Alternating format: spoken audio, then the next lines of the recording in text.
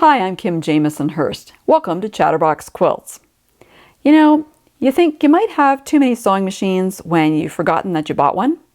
I just said might. Okay, I didn't say I actually have too many vintage sewing machines. I just said might.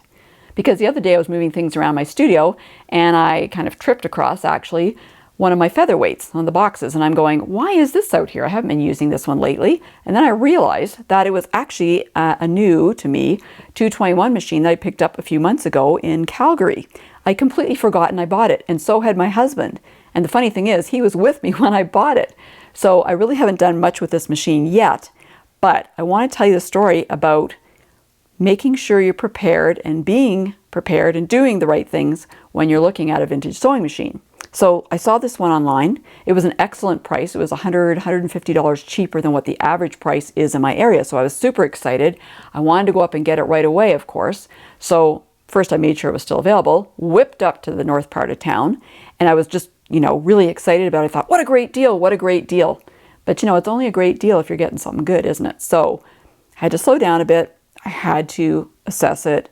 And when I do that, I take an evaluation kit with me. So, I almost skipped that whole part, but I thought, no, Kim, slow down a bit, do the right thing, okay? Make sure that everything's okay with this machine, because you know what they say, if it's too good to be true, if it seems too good to be true, it usually is. That wasn't the case here, thank goodness. But I took the machine out. It was in a garage, so it was kind of hard to see it.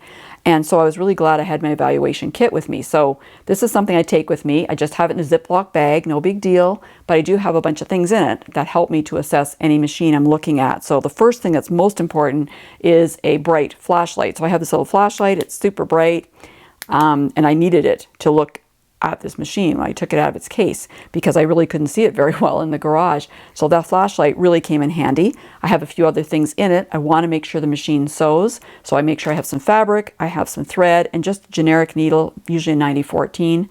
I also always take my Tri-Flow with me because sometimes these machines haven't been cleaned or looked at for a long time, and you need to loosen up the gears just to see if it's even going to work at all, make sure things will turn and work. So lucky for me, this one was in great shape, so I grabbed it up and came home with it. But having the evaluation kit is really critical, and it has saved me from buying machines that were not going to work for me.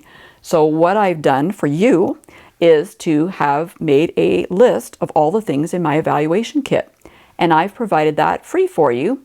So there's a link in the video, and you can just click on it, and it'll take you to where you can get the evaluation kit information.